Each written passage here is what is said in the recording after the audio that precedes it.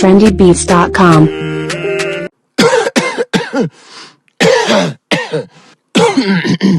Alright, go.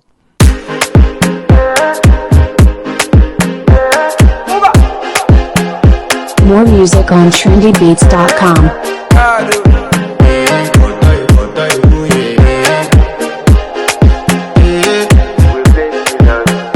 I want to flex my love, I want to impress, and I want to carry my love away to a place she loves.